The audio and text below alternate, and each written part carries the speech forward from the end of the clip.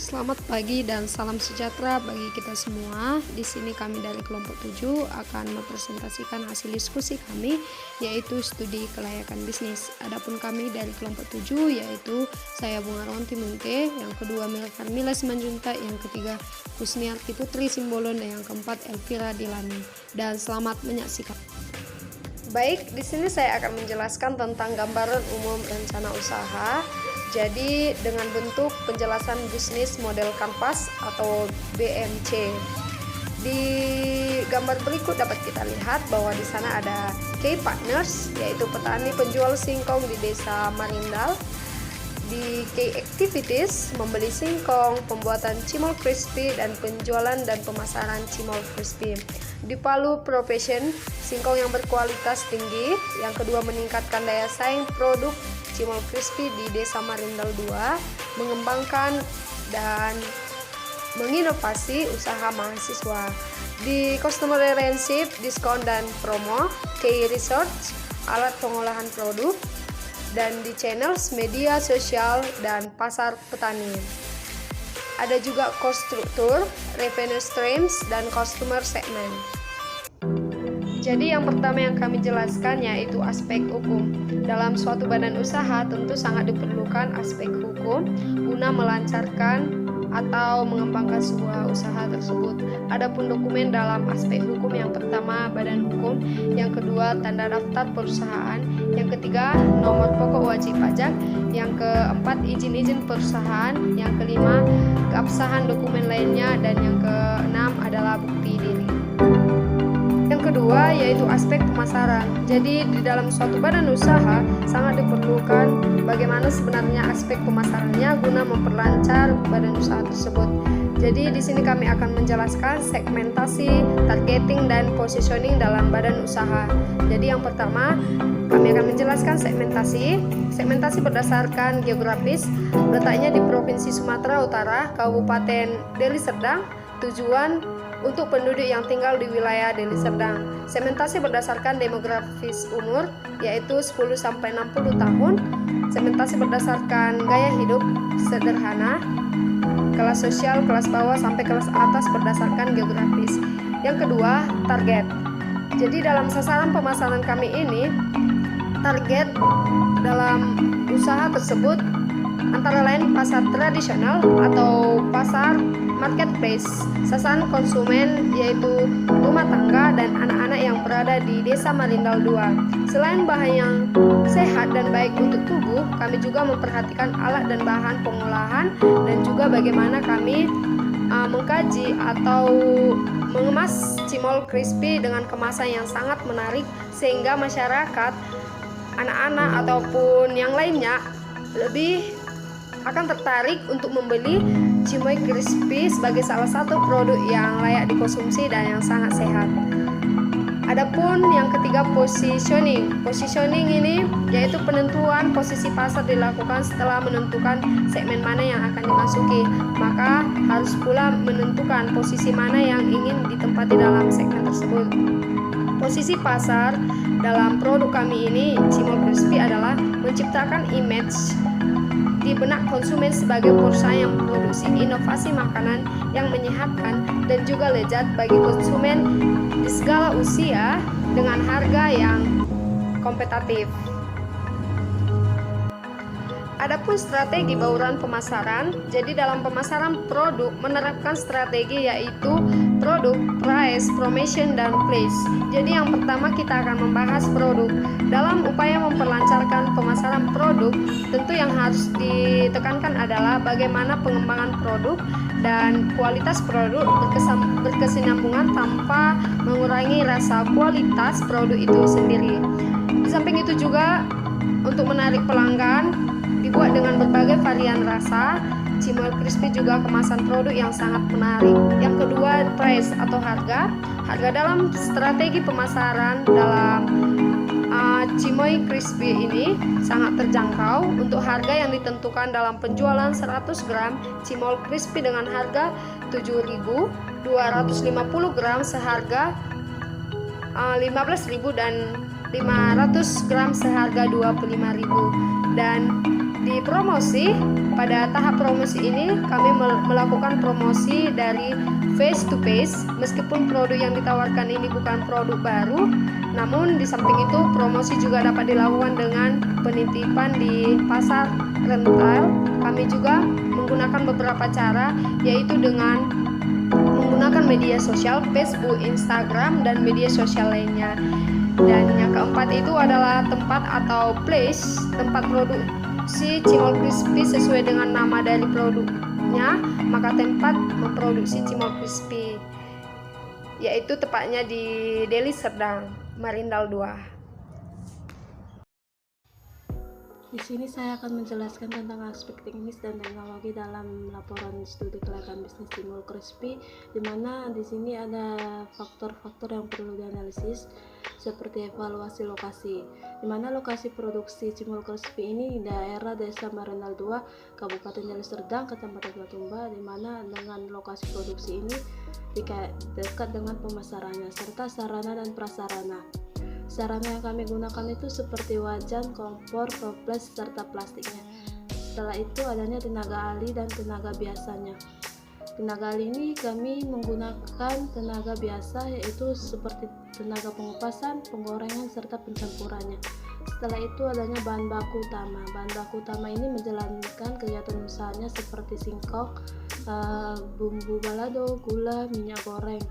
Setelah itu adanya bangunan dan tata letak bangunannya, yaitu untuk usaha cimol crispy ini didirikan luas gedenya 3 x 3 meter kuadrat dan untuk dapurnya luasnya 3 x 4 meter kuadrat, yang dimana bangunan dan tata letak bangunannya ini terletak di jalan raya, terutama dekat dengan kampus maupun sekolah untuk kelancaran penjualan dan promosinya.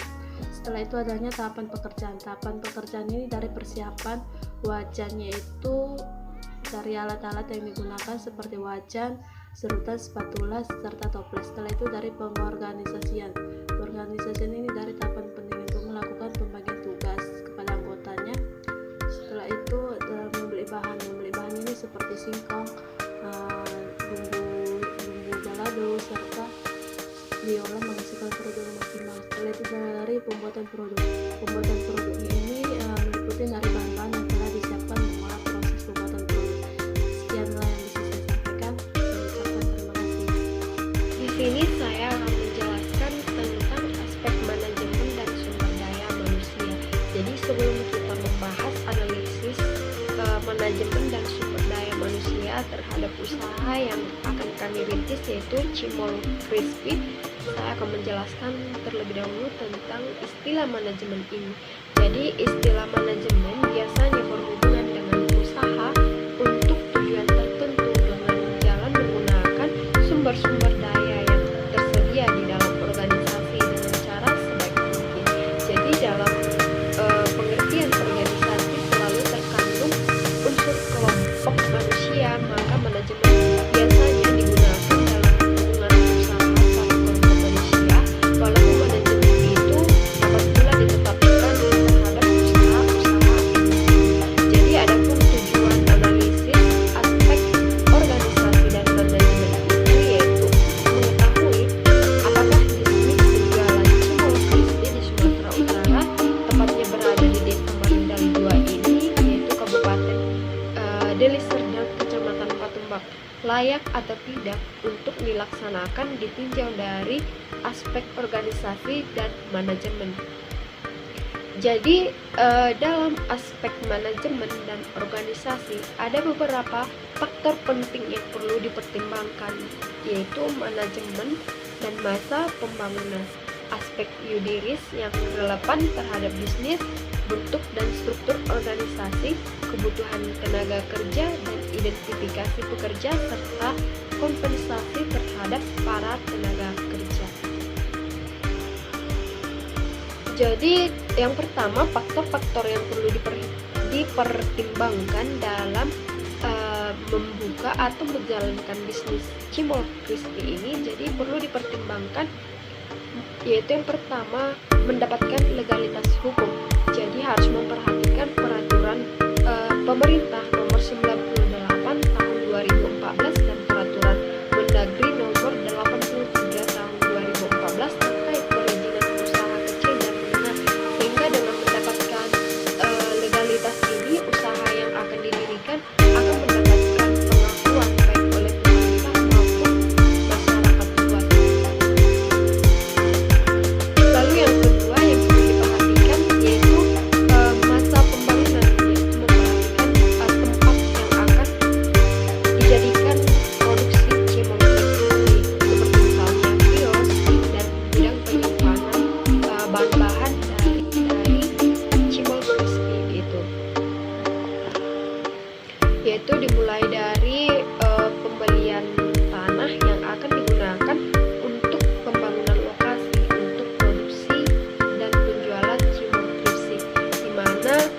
Lebar tanah yang dibutuhkan seluas 40 meter persegi dengan sistem sewa kontrak selama 5 tahun ke depan. Baiklah, terima kasih. Saya Elvira Dilani akan melanjutkan materi kita pada hari ini, yaitu mengenai aspek ekonomi dan sosial. Nah, jadi di dalam kita membuat suatu usaha gitu, nah kita juga harus memikirkan bagaimana aspek ekonomi untuk kedepannya dan dampak sosial dari usaha yang kita jalani. Nah, yang pertama, aspek ekonomi dan sosial bagi masyarakat yaitu akan adanya peluang untuk meningkatkan pendapatannya. Jadi dengan adanya bisnis tadi, dengan adanya usaha yang kami bangun, nah akan menularkan semangat kepada orang-orang untuk berjualan. Nah, dampaknya gitu kan akan menaikkan pendapatan dan bisa mencukupi kebutuhan ekonomi mereka. Nah, sedangkan bagi pemerintah, dampak positif dari adanya usaha kami ini memberikan pemasukan berupa pendapatan baik bagi pemerintah pusat maupun pemerintah daerah setempat. Nah, jadi dengan adanya usaha tadi gitu akan memberikan dampak positif gitu, yang baik. Nah, terutama dalam aspek ekonomi akan menaikkan pendapatan, bisa memperbaiki kualitas pendapatan rumah tangga seseorang. Nah, yang kedua gitu, dampak terhadap lingkungan masyarakat. Yang pertama, adanya peningkatan ekonomi khususnya para karyawan gitu. Dengan digaji ataupun adanya karyawan yang membantu dalam usaha ini akan meningkatkan gitu, mensejahterakan pendapatan mereka. Dan yang kedua, adanya lowongan lapangan pekerjaan baru gitu. Dengan dibukanya bisnis tadi, dengan dibukanya warung tadi akan membuka lapangan pekerjaan baru, peluang untuk mereka yang belum punya pekerjaan. Dan itu adalah dampak terhadap industri lain. Nah, jadi bagi usaha yang sejenis tentunya akan berdampak pada meningkatnya persaingan. Nah, ya disinilah akan muncul gitu kan inovasi-inovasi baru untuk jangan sampai gitu kalah saing gitu.